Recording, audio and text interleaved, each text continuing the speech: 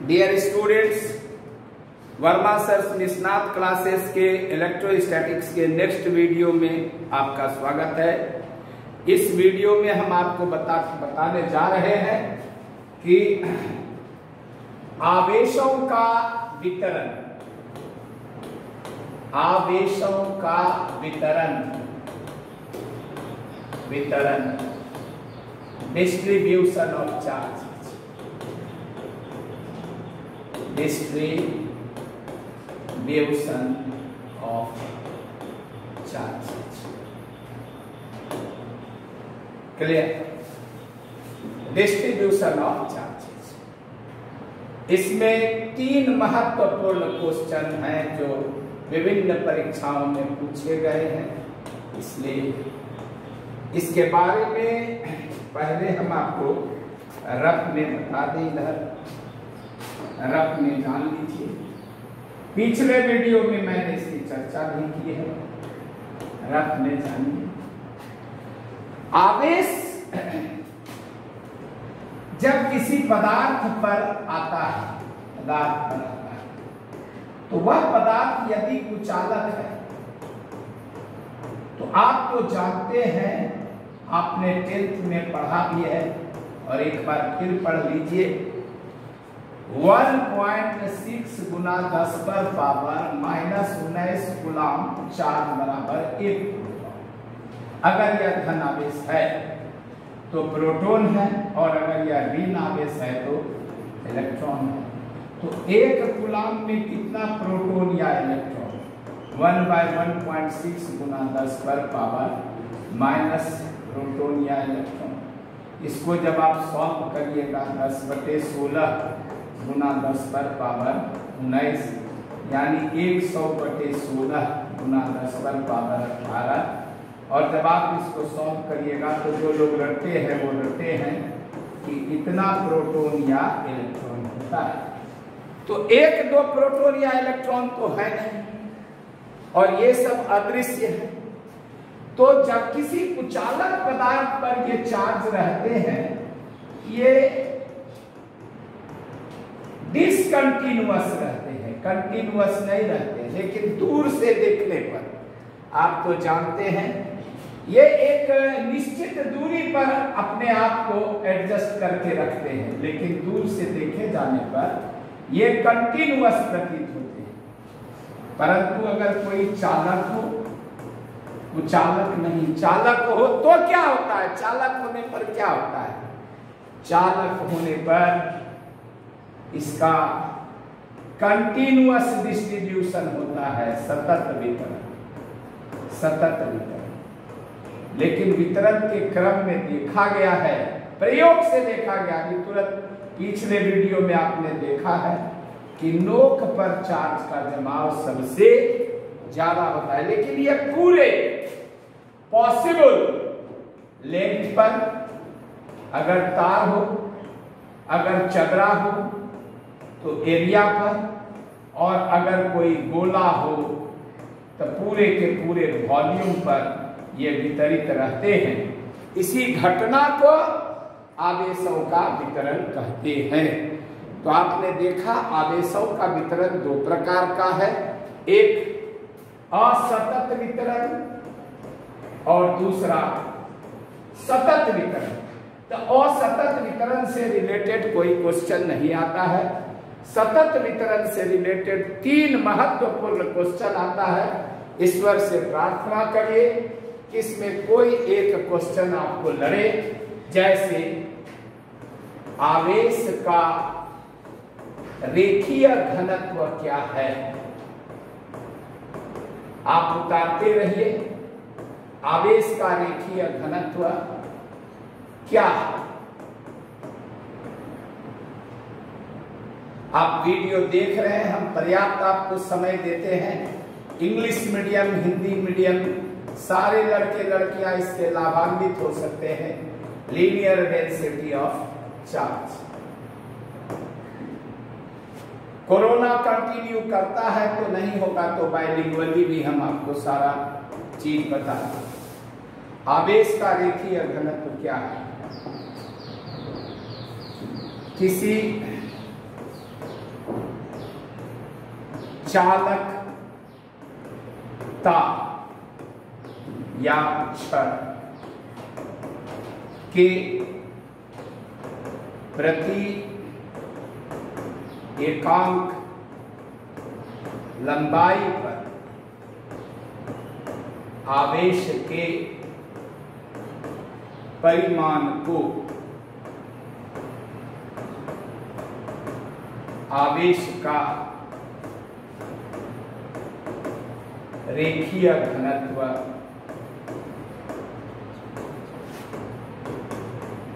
कहते हैं।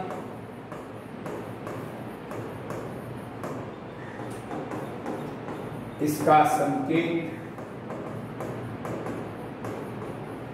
लेमडा है। कॉमन सूत्र लेमडा बराबर Q/L। रफ में आप समझ लीजिए कमजोर लड़के लड़कियां, चूंकि L लंबाई पर Q कूलाम आवेश, इसलिए 1 मीटर लंबाई पर Q/L कूलाम प्रति मीटर आवेश। इसकी इकाई क्या हो गई? इसकी इकाई कूलाम प्रति मीटर है। और बीमा क्या हो जाएगा? इसका बीमीय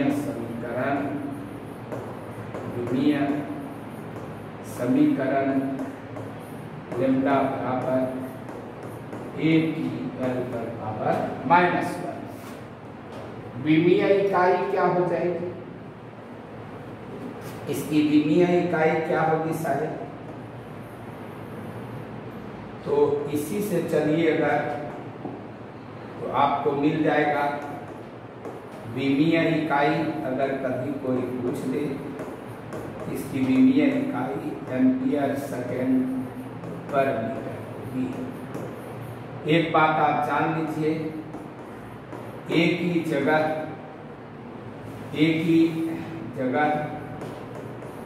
आप I लिख सकते हैं, क्योंकि कुछ किताब विद्युत धारा की बीमा को A मानता है तो कुछ किताब I मानता है। अब ये सब चीज आप परीक्षा में ट्यूशन मत पढ़ाने लगे, ये सब चीज को भी आप रख में लीजिए। इतना सा अगर आप लिख दिए तो ये क्वेश्चन आपका कंप्लीट है। आपको 2 में 2 नंबर आएगा। आवेश का रेखीय घनत्व तो क्या है? What is linear density of charge? मेरे पास समय है, मैं लिख रहा हूं। Linear density of charge is charge per unit length of a conductor. यही इंग्लिश मीडियम है, इसलिए इंग्लिश मीडियम से कोई डरने की जरूरत नहीं है। यही इंग्लिश मीडियम है और यही है लीनियर डेंसिटी ऑफ आवेश का रेखीय घनत्व क्या है। जिसको स्क्रीनशॉट लेना है, जो लेना है सो आप ले सकते हैं। मेरा मोबाइल से जो वीडियो अपलोड होता है, आप घर में ऑब्जर्व करने के समय आप चाहे तो रोक करके भी इसको ऑब्जर्व कर सकते हैं, देख सकते हैं। किसी भी प्रकार का कोई स्लिप ऑफ पेन मिस्टेक हो या कोई ऐसा आपको लगे डिफरेंट, तो आप हमको मैसेज कर सकते हैं, आप हमको बता सकते हैं कहाँ क्या कमी रह गई। उम्मीद करिए अगले वीडियो में हम जरूर इसका सुधार करेंगे। आइए हम लोग चलते हैं नेक्स्ट क्वेश्चन की तरफ।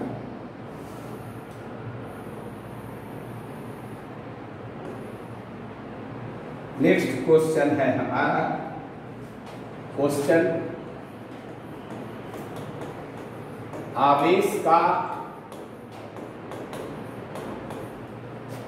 तलीय घनत्व। अब इसका दूसरा हिंदी शब्द है पृष्ठ घनत्व। क्या है?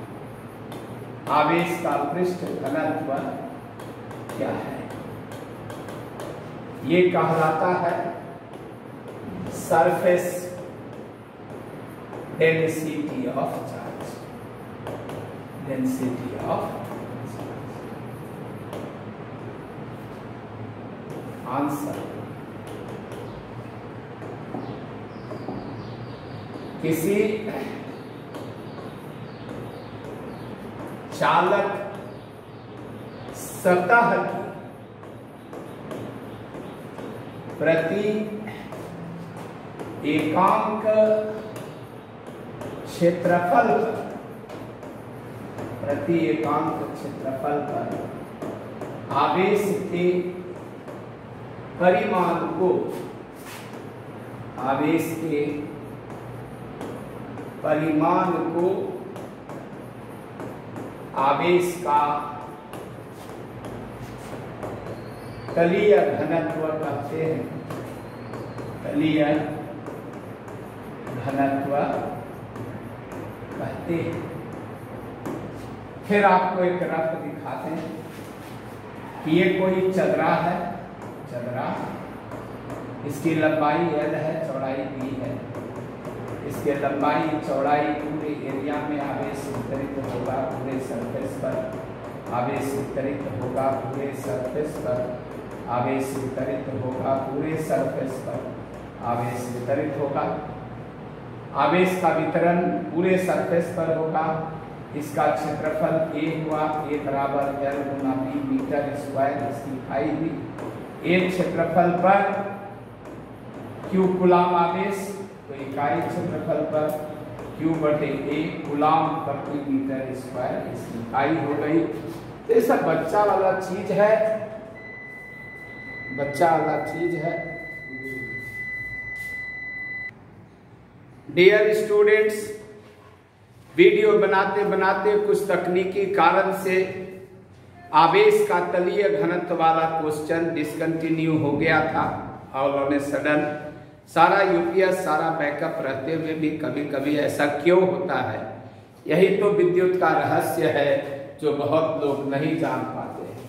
माय डियर स्टूडेंट्स, फिर से देखें, आवेश का तलीय घनत्व क्या है? आवेश का तलीय घनत्व क्या है?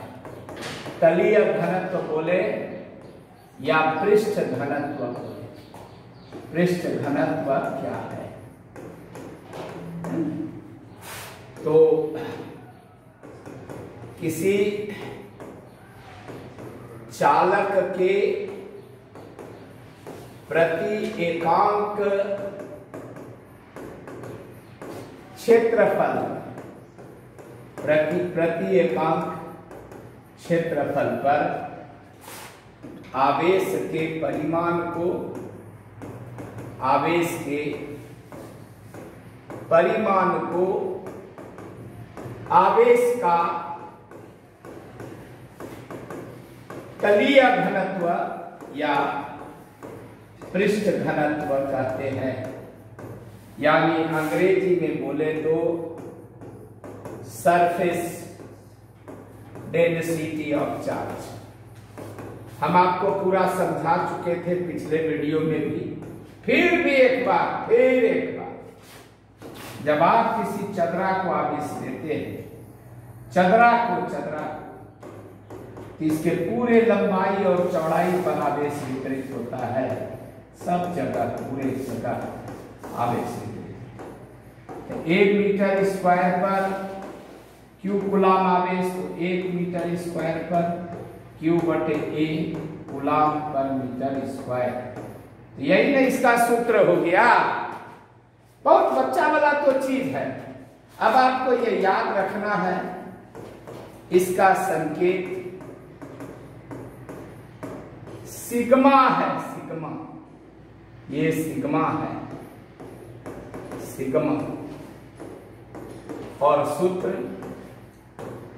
Sigma equal to Q by A ऐसा लिखें, ऐसा लिखें, बात एक ही हो गई।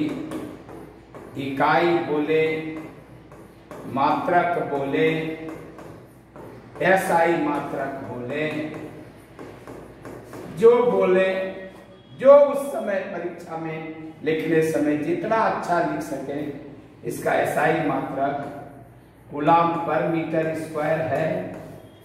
कुछ लोग आज भी ऐसा लिखते हैं, हम आपको मना करते हैं।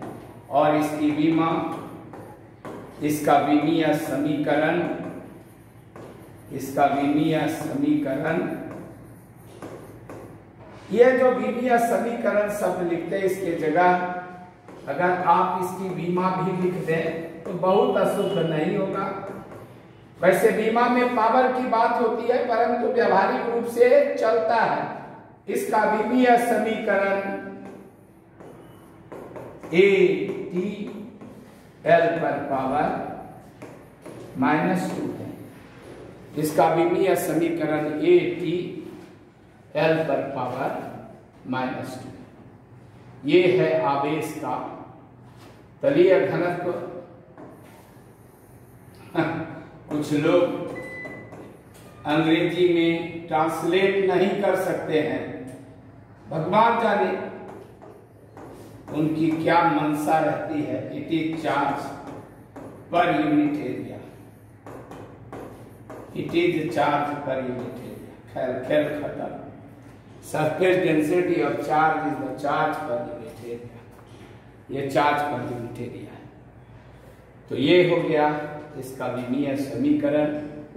आवेश का तलीय घनत्व क्या है, ये हो गया।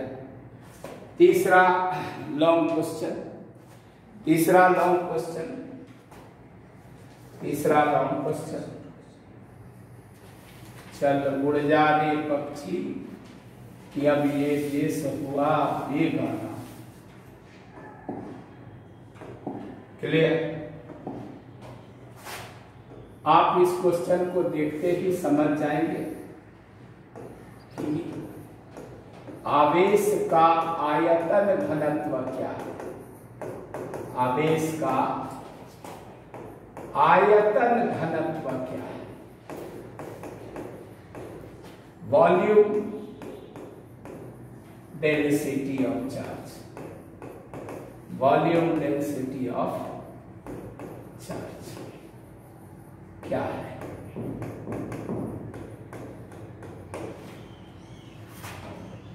चलिए एक चित्र भी बना लेते हैं।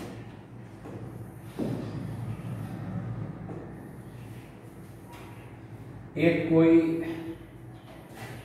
घनाकार पिंड है, इसे हमने आवेशित किया। इस पर जो आवेश का वितरण होगा ये इसके संपूर्ण आयतन में होगा, पूरे आयतन में आवेश का वितरण होगा। ऐसा थोड़े है कि आवेश एक जगह जमा रहेगा, तब पूरे वॉल्यूम में इसका वॉल्यूम हो गया भुजा का होल क्यूब मीटर क्यूब, तो पूरे आयतन में आवेश का वितरण होगा। इसका आंसर हो जाएगा किसी चालक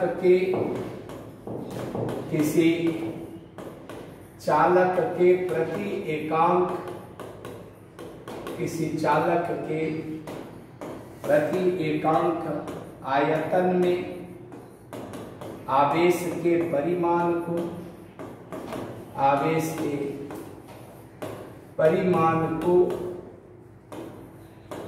आवेश का आयतन घनत्व कहते हैं। आयतन घनत्व कहते हैं। आवेश का आयतन घनत्व, इसका संकेत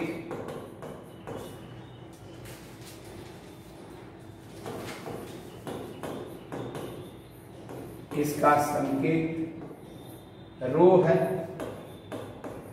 रो, इसको रो पढ़ते हैं।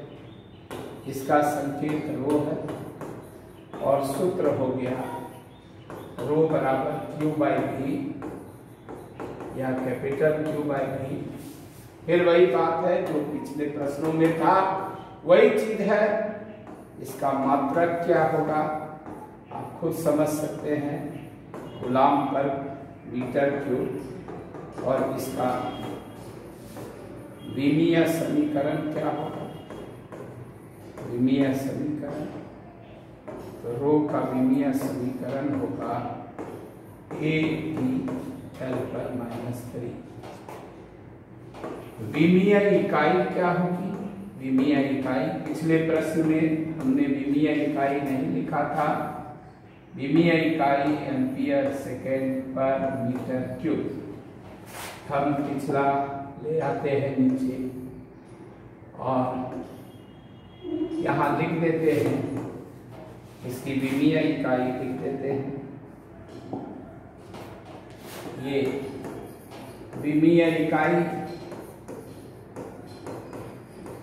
एम्पियर सेकेंड पर मीटर स्क्वायर है, एम्पियर सेकेंड पर metre square.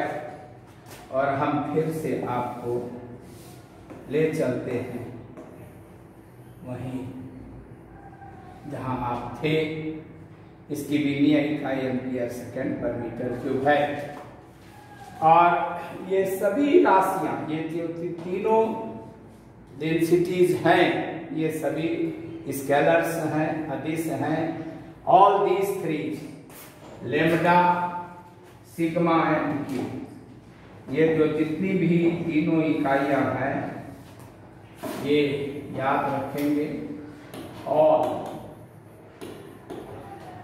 Lambda Q/L, sigma Q/A and row Q/V, ये ऑल थ्री आर स्केलर्स, ये सभी अदिश हैं। चार्ज अदिश है, लेंथ अदिश है, एरिया अदिश है। और ये सभी भौतिक राशियां क्या है, अदिश भौतिक राशियां हैं। और ये आवेश का आयतन घनत्व है, आवेश का आयतन घनत्व है। और ये जो तीनों क्वेश्चन हैं, ये सभी बोर्ड मॉडल्स हैं, परीक्षा में पूछे गए हैं और समय समय पर इनका उपयोग भी किया जाता है। समय समय पर हम लोग इसका उपयोग भी करते हैं। हम लोग और देखते हैं नेक्स्ट वीडियो में।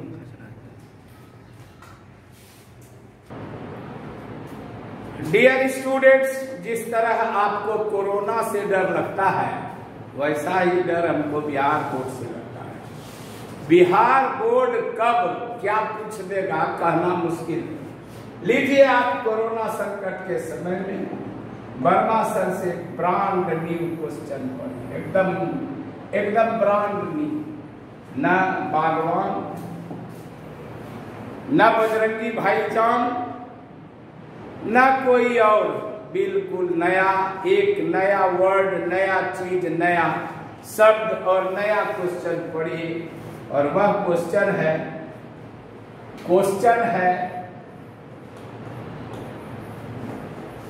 एनिहिलेशन क्या है।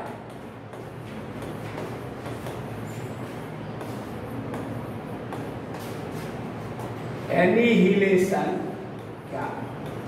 कुछ ऐसे शब्द है जैसे बस, जैसे ट्रक, वो विदेशज शब्द हैं। जो विदेशज शब्द होते हैं उन्हें उसी रूप में लिखा जाना ज्यादा अच्छा है।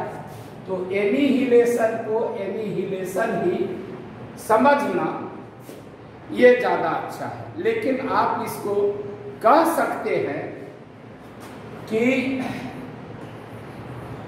युग्म में विद्युत संलयन, यानी पेयर में विद्युत संलयन क्या है। माय डियर स्टूडेंट्स, एक चीज आप जाने, बढ़िया से जाने और हमेशा याद रखें। माय डियर स्टूडेंट्स, इस ब्रह्मांड में, इस यूनिवर्स, जब से ये यूनिवर्स शुरू हुआ है, बिग बैंग के पहले बिग बैंग हुआ था, जिसको कहते हैं बड़ा धमाका। बड़ा धमाका, इस बड़ा धमाका में पेयर प्रोडक्शन हुआ है। ये पेयर प्रोडक्शन क्या है? युग्म उत्पादन। मेरा अगला क्वेश्चन होगा, युग्म उत्पादन क्या है?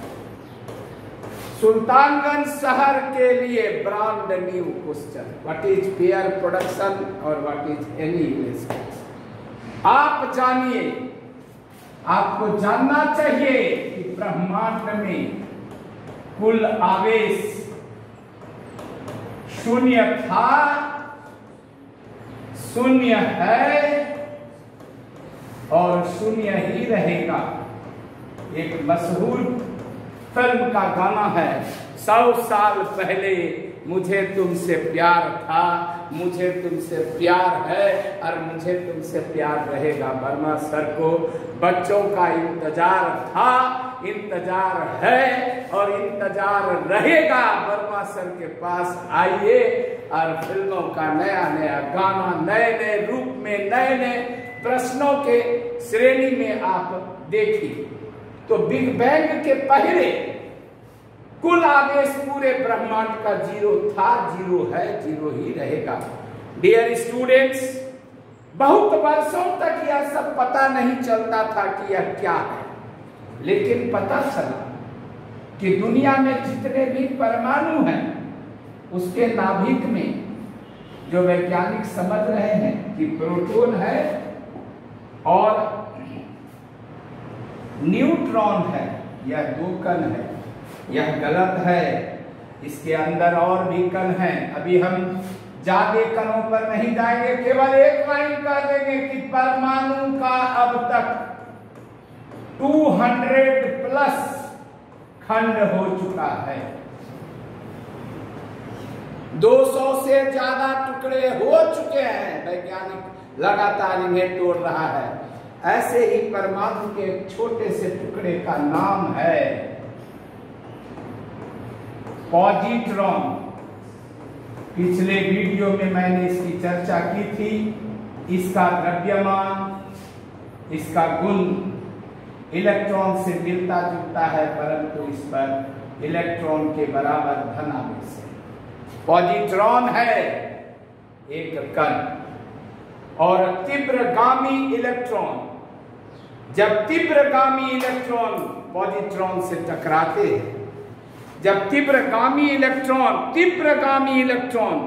जिनमें प्रबल ऊर्जा होती है, वो पॉजिट्रॉन के साथ मिलते हैं, तो इलेक्ट्रॉन और पॉजिट्रॉन मिलकर गामा फोटॉन बनाते हैं और इनकी जो काइनेटिक एनर्जी है, मैकेनिकल काइनेटिक एनर्जी, वो लाइट एनर्जी में कन्वर्ट होती है, गामा फोटॉन बनाते हैं। बिग बैंग की थ्योरी विस्तार पूर्वक हायर क्लासेस में आपको पढ़ने के लिए मिलेगा। +2 में ये सब चीज़ों की चर्चा बहुत कम है, फिर भी हम आपको बता दें, कभी अगर बिहार बोर्ड पगला जाए और कहे कि ए भाई ये आवेश संरक्षण का सिद्धांत हमको समझ में नहीं आया, इसको 1-2 उदाहरण से समझाओ, तो फिर ये उदाहरण आपके लिए पर्याप्त होगा। यह घटना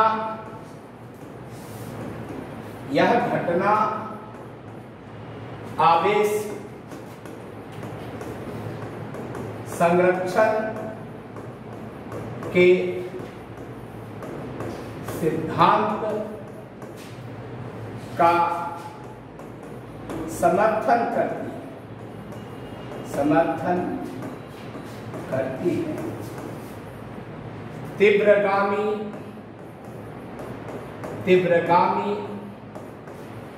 इलेक्ट्रॉन E माइनस या -E, 2 में से जो मन हो सो लिखिए। तीव्रगामी इलेक्ट्रॉन जब पॉजिट्रॉन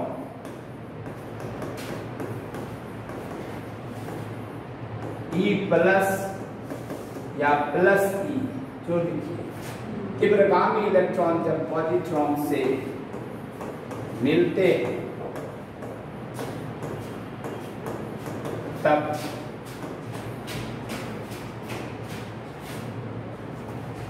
ये उदासीन गामा फोटॉन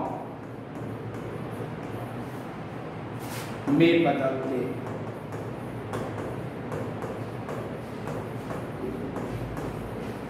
यही घटना एनिहिलेशन है।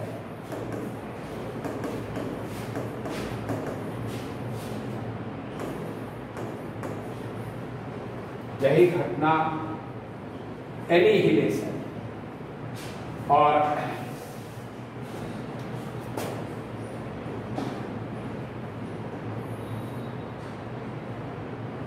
आप इसको समीकरण के रूप में लिख सकते हैं। E plus plus E minus, ये जब कंबाइन करते हैं तो गामा फोटॉन में इतना सा लिखिएगा तो 2 नंबर आएगा। शॉर्ट क्वेश्चन है, बोर्ड मॉडल है, आता है, आ सकता है, अभी तक लेकिन नहीं आया है। ठीक है, एक क्वेश्चन और पढ़ो।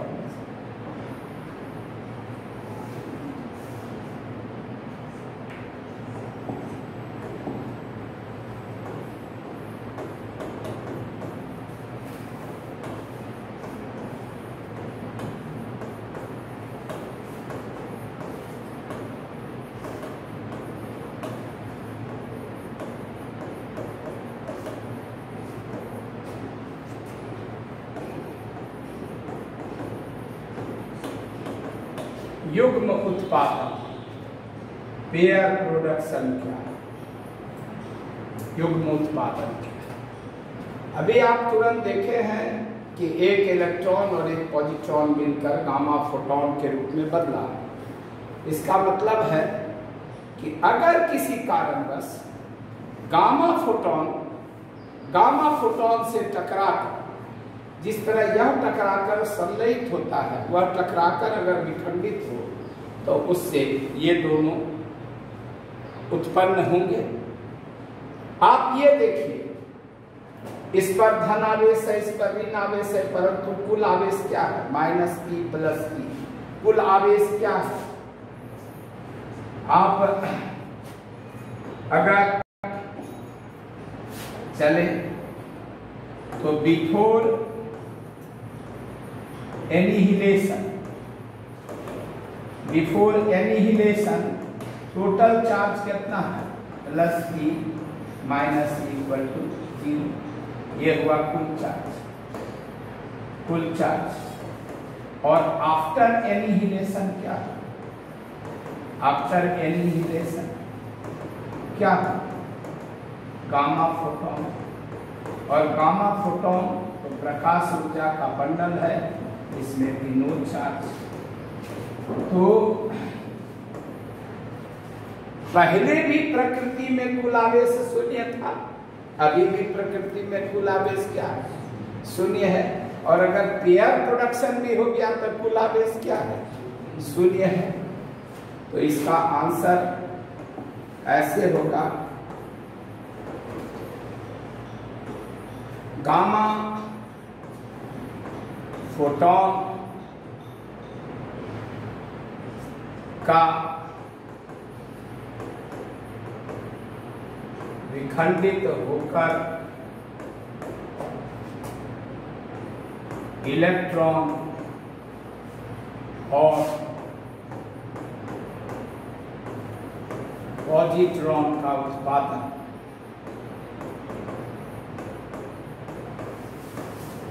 युग्म उत्पादन है। युग्म उत्पादन है। और इस बार रिएक्शन ये उल्टा चलेगा। गामा फोटॉन ब्रेकिंग 2 हुआ और पॉजिट्रॉन और इलेक्ट्रॉन प्रोडक्शन हुआ। पहले भी टोटल चार्ज 0, बाद में भी टोटल चार्ज 0। यह घटना आवेश संरक्षण के सिद्धांत का समर्थन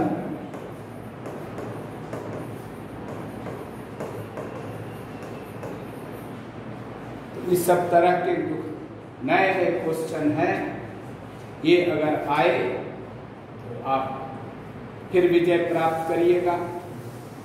और एक क्वेश्चन हम आपको बताते हैं। यह क्वेश्चन भी बिल्कुल नया क्वेश्चन है। यह क्वेश्चन भी बिल्कुल नया क्वेश्चन है। आप इस क्वेश्चन को भी देखिए, समझिए।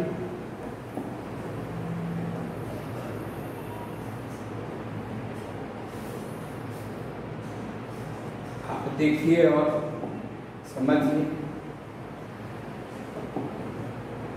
Short question, board model. नाभिकीय अभिक्रिया में आवेश संरक्षण, नाभिकीय अभिक्रिया में आवेश संरक्षण का सिद्धांत सत्य है। कैसे कैसे आप कैसे कर सकते हैं? यहाँ भी आवेश संरक्षण का सिद्धांत लागू होता है। एक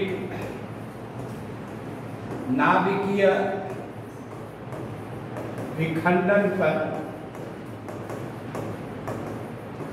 विचार करते हैं। एक नाभिकीय विखंडन पर विचार, देख यूरेनियम, ठीक है, इसका मास नंबर 238 है और एटॉमिक नंबर 92। इसका नाभिकीय विखंडन होगा। आप तो जानते हैं, पढ़े भी हैं, आप केमिस्ट्री में पढ़े हैं नाभिकीय विखंडन क्या है भी नाभिक का हल्के हल्के नाभिकों में टूटना नाभिकीय विखंडन है। इससे थोरियम बनता है, एटॉमिक नंबर 90 और मास नंबर 234, और हीलियम बनता है, एटॉमिक नंबर 2 और मास नंबर 4। इसका मास नंबर 4। तो आप क्या देख रहे हैं कि इसका एटॉमिक नंबर 92 है। तो विखंडन के पूर्व, विखंडन के पूर्व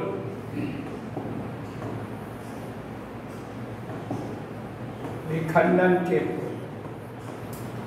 प्रोटॉन 92, इलेक्ट्रॉन 92, तो टोटल चार्ज कितना हो बताइए? तो सिंपल मैथमेटिक्स है, +92 -92 इक्वल टू 0। टोटल चार्ज क्या है? विखंडन के पूर्व 0, विखंडन के पश्चात क्या हो? विखंडन के पश्चात थोरियम में प्रोटॉन 90 और हीलियम में, यहाँ प्रोटॉन इन थोरियम 90, प्रोटॉन इन हीलियम 2, टोटल प्रोटॉन 92 यानी प्लस चार्ज 92, और इलेक्ट्रॉन थोरियम में कितना? 90, इलेक्ट्रॉन हीलियम में कितना? 2, तो टोटल इलेक्ट्रॉन कितना? 90। तो फिर यहाँ टोटल चार्ज क्या होगा? यहाँ टोटल चार्ज क्या होगा? 0। तो नाभिकीय अभिक्रिया के पहले टोटल चार्ज क्या था? 0। और नाभिकीय अभिक्रिया के बाद टोटल चार्ज क्या है? 0। तो अब आप बन जाइए हीरो और कहिए कि नाभिकीय अभिक्रियाओं में भी अतः निष्कर्ष में आप लिखिए नाभिकीय अभिक्रियाएं न्यूक्लियर रिएक्शंस, नाभिकीय अभिक्रियाएं nuclear reactions follow law of conservation of charges. नाभिकीय अभिक्रियाएं आवेश संरक्षण के सिद्धांत का पालन करती हैं। आवेश संरक्षण के सिद्धांत का पालन करती हैं।